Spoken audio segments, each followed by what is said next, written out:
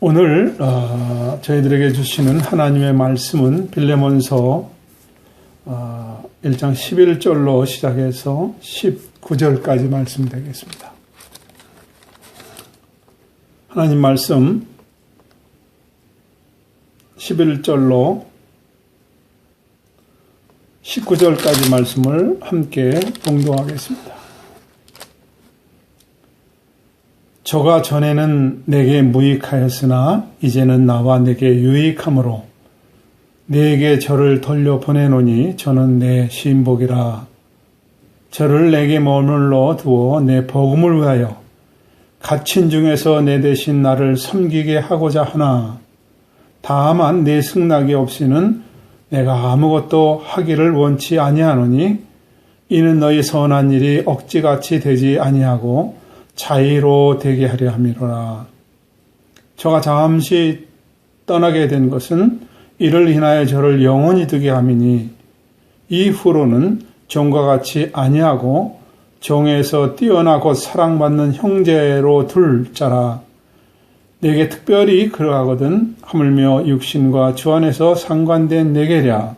그러므로 내가 나를 동무로 알진대 저를 영접하기를 내게 하듯 하고 저가 만일 내게 불의를 하였거나 내게 진 것이 있거든 이것을 내게로 회개하라. 나 바울이 친필로 쓰노니 내가 갚으려니와 너는 이 외에 내 자신으로 내게 빚진 것을 내가 말하지 아니하노라. 아멘. 기도하고 말씀 함께 나누겠습니다. 하나님 아버지, 오늘도 부족한 자를 주님께 의탁합니다. 성령의 도구가 되어 사용되게 하여 주시옵소서. 오늘 말씀이 권세 있게 증거될 때에 함께 예배하는 귀한 성도님들 마음속에 말씀이 뜨겁게 역사하게 하시고 삶에서 나타나는 귀한 생명의 말씀이 될 수 있도록 듣는 이들을 축복하여 주옵소서. 예수님의 이름으로 기도하옵나이다. 아멘.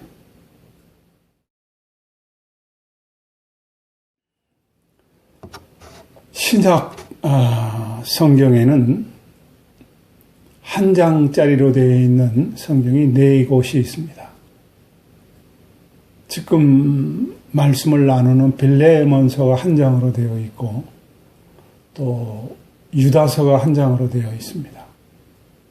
요한 2서 그리고 요한 3서가 한 장으로 되어 있습니다. 한 장짜리지만은 분명한 메시지들이 그 안에 담겨 있습니다. 유다서는 가만히 들어온 사람들에 대한 말씀을 나눕니다. 몰래 공동체 안에 들어온 사람들이 교회를 어지럽힌다는 거예요. 이것이 이단의 세력이고 사탄의 세력들입니다. 요한 2서는 하나님의 사랑을 나타내고 있습니다. 그 하나님의 사랑이 어떻게 나타났느냐? 성육신이라는 거예요. 하나님이 사람의 모습으로 이 땅에 오셨습니다. 받아들이는 자에게는 구원이 있다는 그런 말씀이 있습니다. 요한 3서는 어떻게 교회를 섬기는가? 협력, 그리고 섬김에 대한 말씀을 하고 있습니다. 그러니까 유다서는 이단에 대해서, 요한 2서는 사랑에 대해서, 요한 3서는 섬김, 협력에 대해서, 그런데 빌레몬서는 용서에 대한 말씀을 담고 있습니다. 이 용서는 성경의 핵심이요, 그리고 말씀의 핵심입니다. 하나님이 세상을 이처럼 사랑하사 독생자를 주셨는데 그 독생하신 예수님이 육신을 입고 이 땅에 오셔서 십자가에 죽으셨다는 거예요. 누구든지 이 사실을 받아들이면은 죄의 고하를 막론하고 죄사함과 영생을 얻는다는 거예요. 이 용서에 대한 말씀, 이것을 받은 자는 형제나 하나님의 자녀로 하나의 공동체를 이룬다는 거예요. 그 사람이 노예든, 그 사람이 도둑이었든, 그 사람이 과부든 고아든 이방이든 아무 상관없이 하나님 안에서 형제가 되고 하나님의 자녀가 되고 공동체의 일원이 된다는 거예요. 이 빌레몬서의 핵심 주제가 용서인데 11절서부터 말씀을 함께 한번 나눠보겠습니다. 11절. 저가 전에는 내게 무익하였으나 이제는 나와 내게 유익하다. 노예였을 때, 예수를 믿기 전에는 내게 무익했다. 근데 비록 도둑질을 하고 나왔지만 예수를 믿고 난 뒤에는 이제는 유익한 사람이 됐다는 거예요. 12절에 보면 내게 저를 돌려보내니 저는 내 신복이라. 바울은 지금 오네시모를 원래 주인이었던 빌레몬에게 돌려보낸다는 거예요. 왜 돌려보내는가? 이제 과거를 청산시키기 위해서, 도둑질에 대한 것을 해결하기 위해서, 노예 신분을 청산하기 위해서, 용서하고 용서받기 위해서 돌려보낸다. 빌레몬아, 내가 주인이니까 내가 결자 해지를 해줘라. 그런 얘기입니다. 13절에 저는 내게 머물러 두어 내 복물을 위하여 갇힌 중에서 내 대신 나를 섬기게 하고자 하나. 내 대신 나를 섬기게 할 수 있으나 너를 내게 돌려보낸다. 너도 섬기하는데 내 몫이 있지 않느냐. 그것을 내 옆에서 날 도와줘야 되는데 내가 저를 너에게 돌려보낸다. 왜? 14절에 보니까 내 승낙이 없이는 아무것도 하지 않겠다 그랬어요. 내 노예였으니까. 내 허락이 있어야 되고 내가 용서해 줘야 되고 그러면 내가 죄를 같이 하겠다. 16절에 이후로는 종과 같지 아니하고 사랑받는 형제라. 형제로 둘 자라 그랬어요. 이제는 더 이상 종이 아닙니다. 이제 형제로 둘 자라 그랬어요. 그래서 17절에 저를 영접하기를 나에게 하듯 해줘라 그랬습니다. 노예를, 도둑놈을 어떻게 바울은 지금 내게 대하라고 할 수 있는가 하는 거예요. 오늘 두 가지로, 첫 번째 하나는 노예, 두 번째 하나는 용서에 대한 말씀을 함께 나눌 것입니다. 사람들은 오래전서부터 힘을 가지고 있으면 자기 밑에 수하를 부렸습니다. 사람들은 돈이 있으면 그 돈의 힘을 가지고 사람들을 부립니다. 지금도 마찬가지입니다. 사람들은 권력이 있으면 그 권력을 가지고 사람들을 부립니다. 또 힘이나 돈이나 권력에 또 빌붙어서 그리고 그렇게 살아가는 사람도 있습니다. 그런데 이 노예가 되는 과정은 아주 다양합니다. 고대에 보면은 전쟁에 나가서 승리하면은 그 패전국의 사람들을 노예로 끌고 갔습니다. 인간이 살다가 살인을 합니다. 살인한 자는 처형을 했지만 그 가족을 노예로 삼았습니다. 어떤 사람은 돈을 빌리고 돈을 갚지 못해서 그 돈 대신에 노예로 삶을 살기도 했습니다. 성경에도 여러 곳에 나와 있어요. 우리가 잘 아는 요셉은 형제들의 미움을 사서 팔려서 애굽으로 노예 생활을 했습니다. 이스라엘 백성들은 애굽에서 요셉이 죽고 난 뒤에 노예로 400년을 넘게 살아갑니다. 출애굽을 하고 난 뒤에 가나안 땅에 들어왔는데 그곳에는 7족속이 늘 싸움을 했습니다. 그 7족속의 전쟁 속에서 지게 되는 경우에는 노예로 살아가기도 했습니다. 또 다윗을 비롯해서 왕국 시대가 있을 때는 전쟁에 지면은 또 노예가 되기도 했습니다.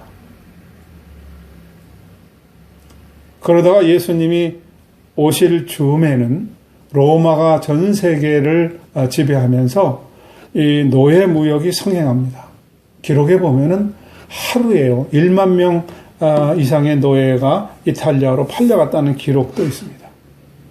여러분, 우리가 잘 아는 노예 반란, 여러분 기억하시잖아요. 스파르타쿠스, 아주 검투사로 유명한 사람이죠. 굉장히 힘이 있고 능력이 있는 이 사람이 BC 73년에 탈출을 합니다. 그리고 사람들을 모아서 같은 검투사 72명 정도 이끌고서 베시비우스 화산에 기슭에 정착을 하고 조직적으로 무장 집단으로 성장하고 전성기에는 10만 명 정도를 데리고 있었습니다. 3년 동안 많은 일들이 일어났죠. 그래서 로마가 대대적으로 소탕 작전을 해서 3년 정도 지난 후에 이 스파르타쿠스가 죽게 되고 무려 8,000명을 붙잡아다가 십자가의 처형으로 죽였다는 그런 기록도 있습니다. 그리고 예수님이 오실 때에도 비슷했고요.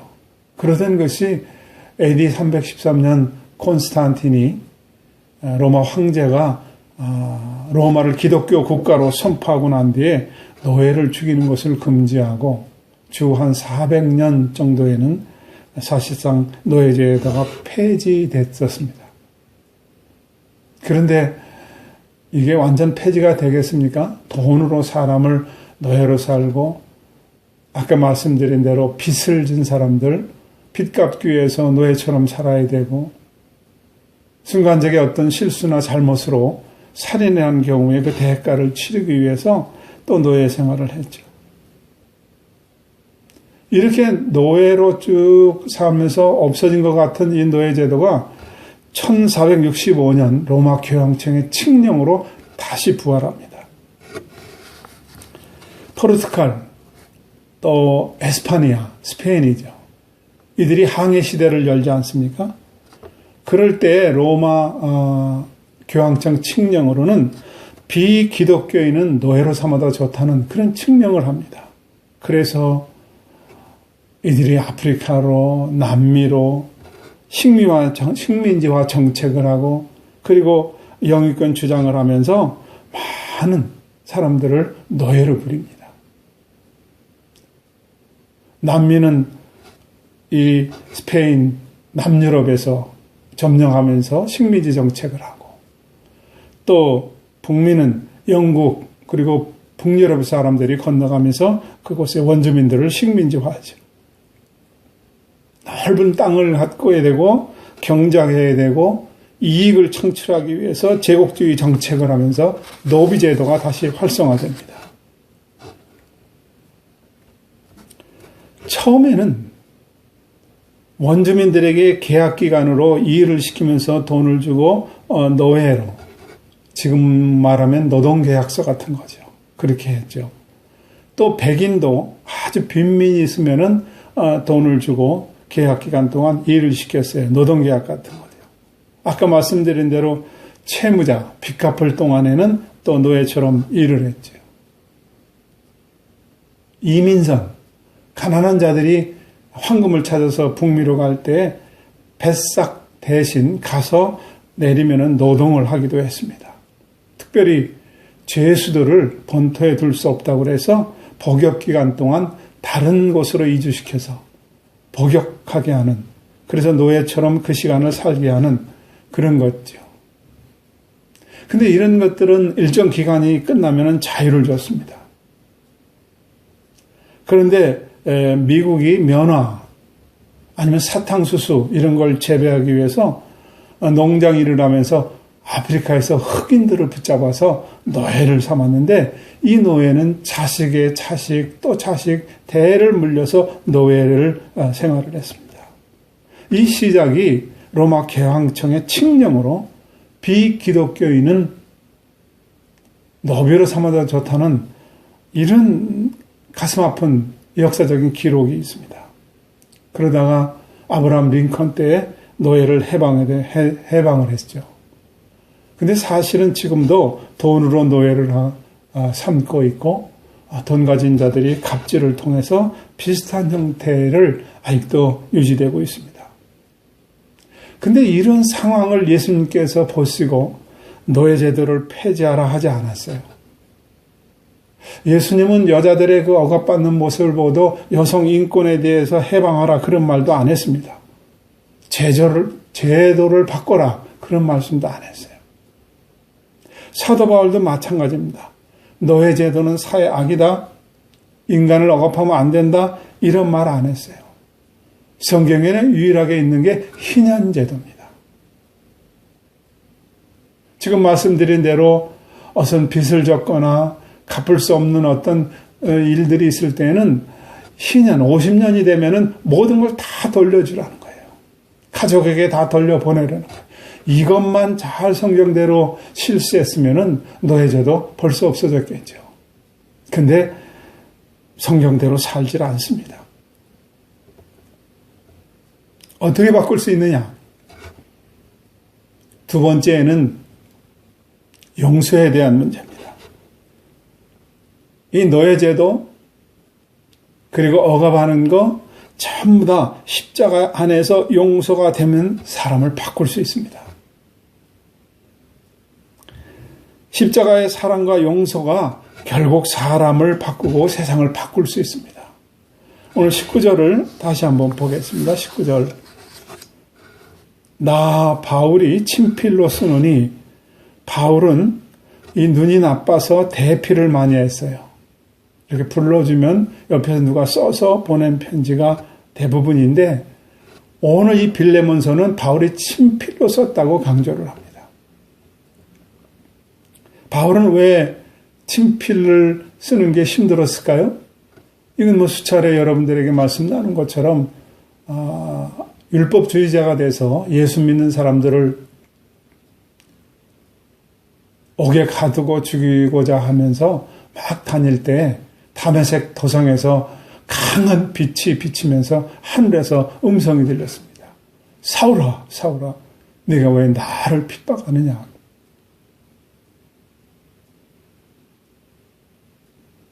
사울은 내가 언제 주님을 핍박했습니까? 잘못 믿고 있는 사람들을 핍박했습니다. 이런 항변이었죠. 근데 그 예수 믿는 사람이 곧 예수님이라는 거예요.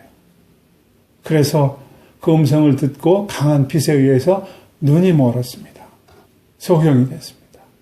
사흘 동안 아무것도 볼 수가 없었습니다. 이로 인해서 사도 바울은 눈이 늘 아프고 잘 보이지 않았던 것 같습니다. 그래서 대필이 많았는데 이 빌레몬서는 친필로 썼다는 거예요. 19절. 오네시모의 빚을 내가 갚겠다. 내가 내게 빚진 것을 말하지 않으라. 내가 내게 빚진 것을 내가 다시는 말하지 않을 테니까 오네시모의 빚은 내가 갚을 테니까 용서하라는 거예요. 그럼 여기서 빌레몬은 바울에게 어떤 빚을 졌을까요? 바울은 선교사입니다. 늘 떠돌이 생활을 했습니다. 아마 돈은 아닙니다. 복음을 통해서 빌레몬이 죄의 문제, 죽음의 문제를 해결받고 늘 그 빚을 감사하며 살았던 것 같아요. 그러니까 너 죄사함 받았지?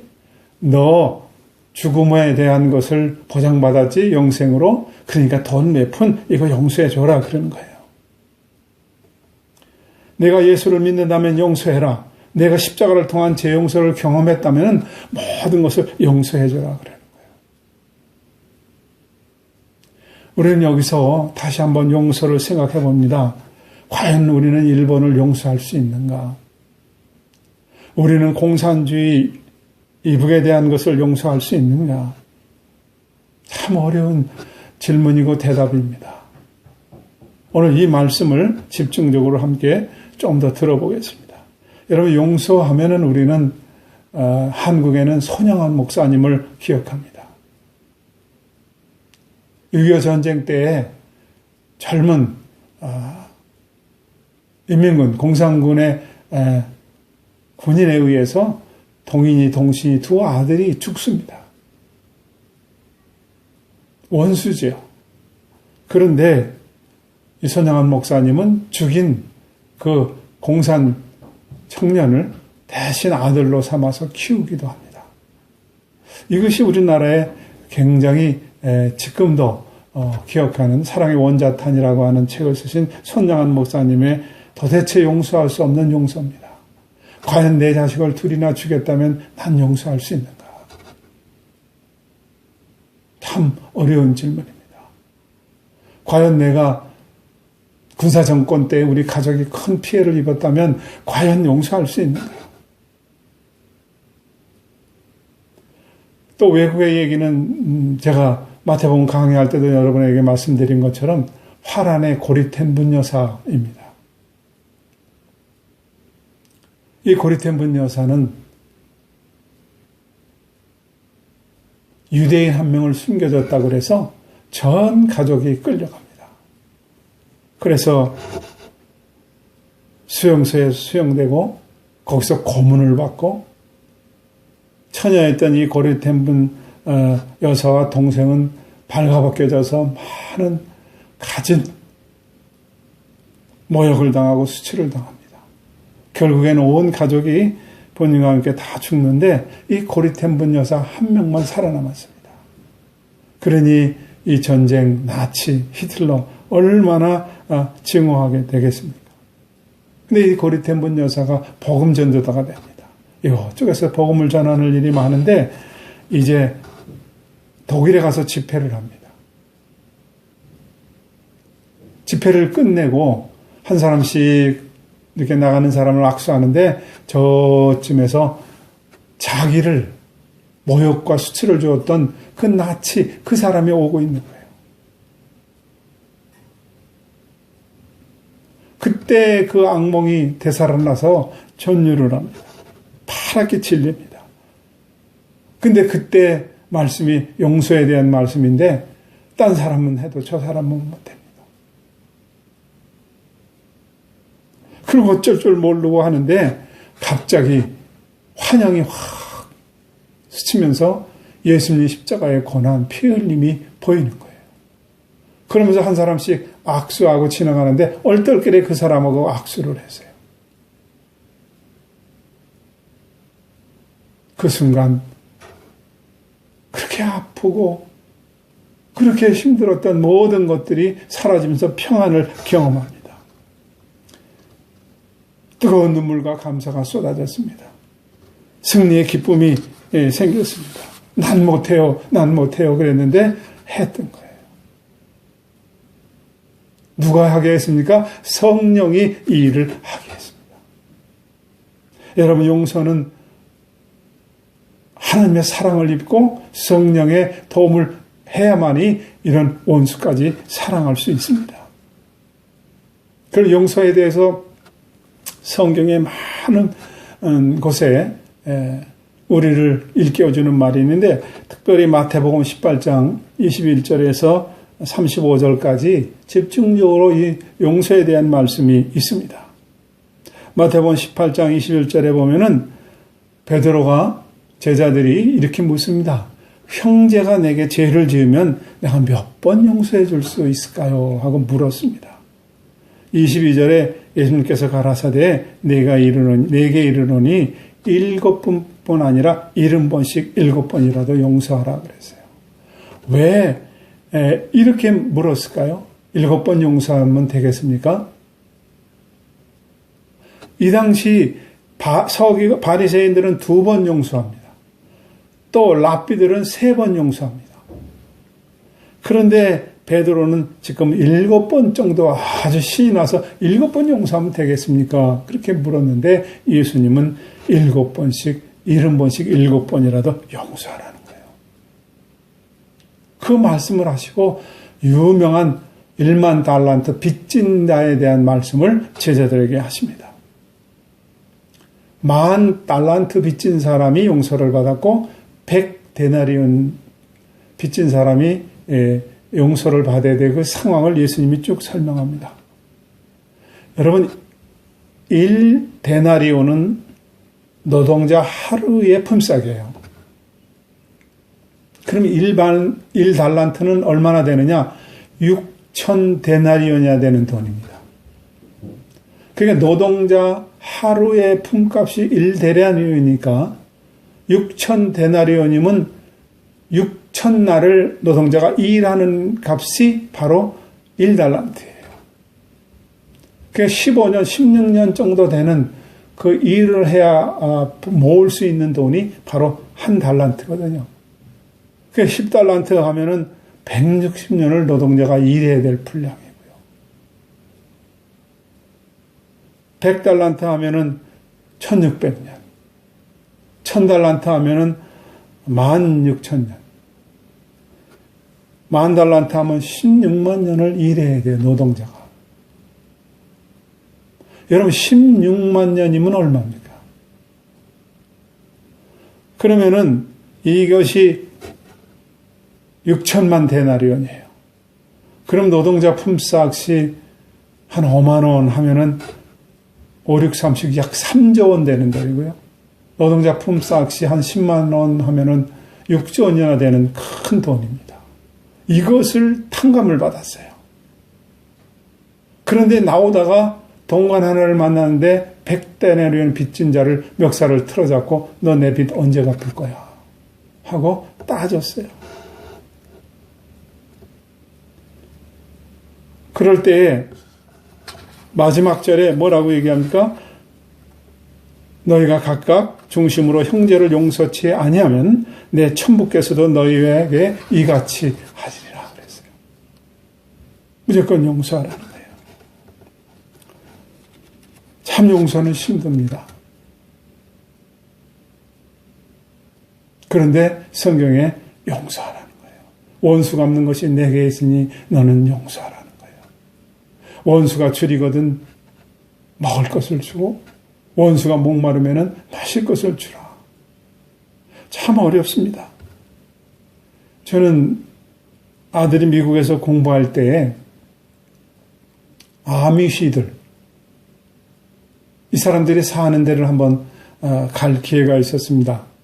아들이 차를 운전해서 그곳에 갔어요. 정말 아미시들이 사는 그 촌에는 자동차가 없어요. 전부 다 마차, 말이 끌고 다니는 차를 타고요. 전기 사용을 안 합니다.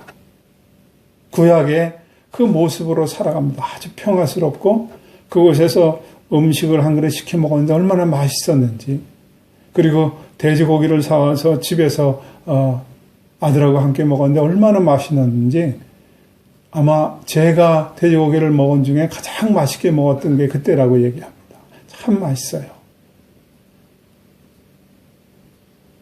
그런데 제가 아들하고 갔던 데가 아니고 미국 펜실베니아의 니켈 마인스에 아미시 마을이 있습니다.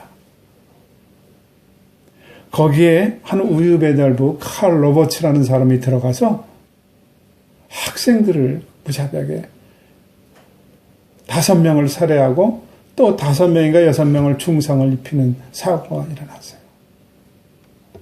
그리고 거기서 목숨을 끊었습니다. 미국 전역의 충격이었어요.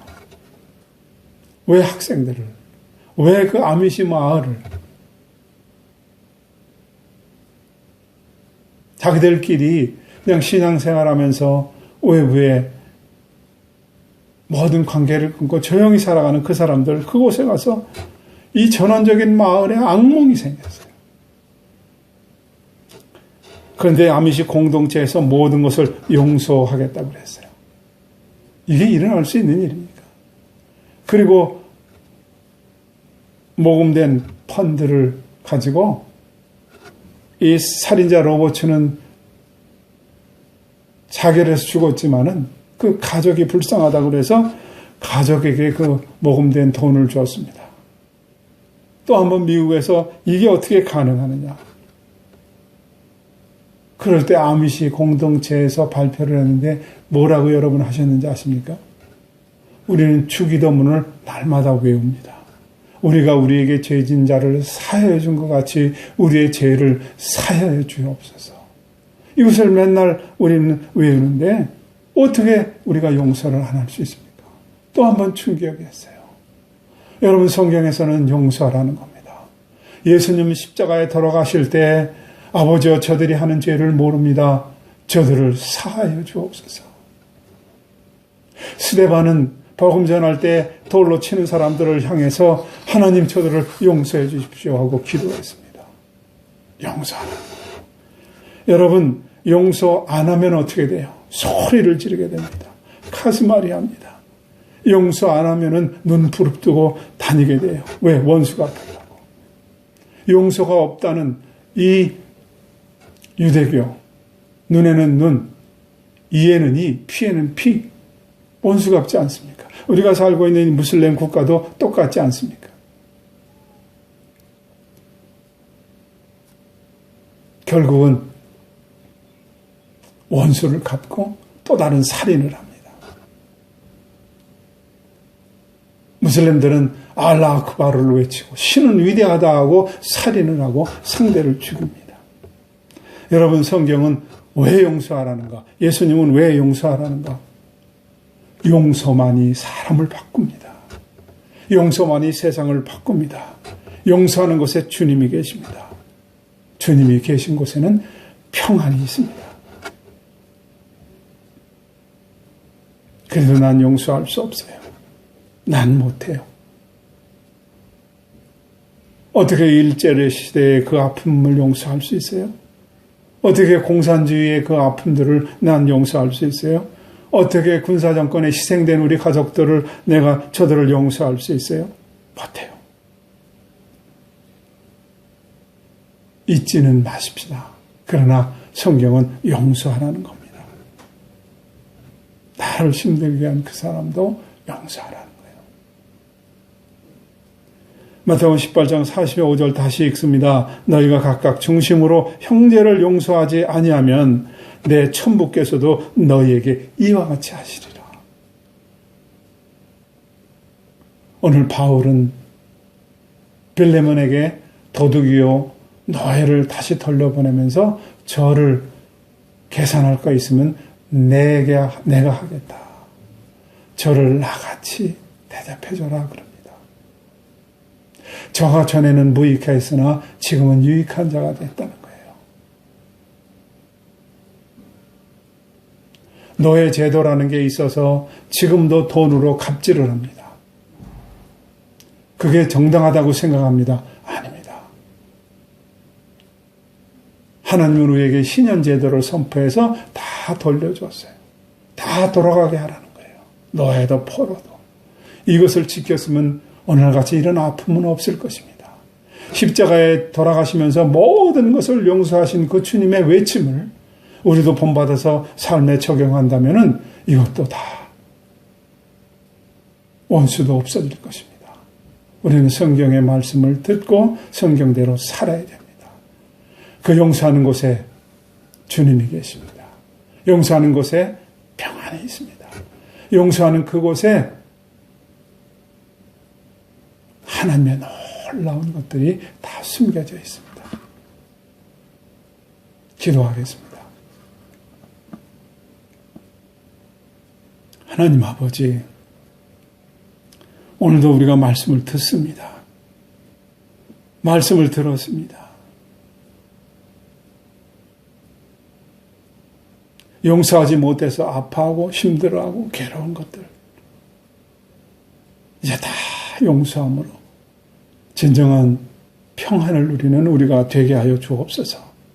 혹시 갑질하고 있지 않는가 하는 생각을 드는 것들을 다 내려놓고 주님의 형상을 닮아 창조한 그 사람에게 갑질하지 않고 형제로 대하고 힘들고 아파하는 사람들 한 사람 한 사람을 우리가 안아줄 수 있는 그런 멋있는 그리스도인들 다 되게 하여 주옵소서. 예수님의 이름으로 기도하옵나이다.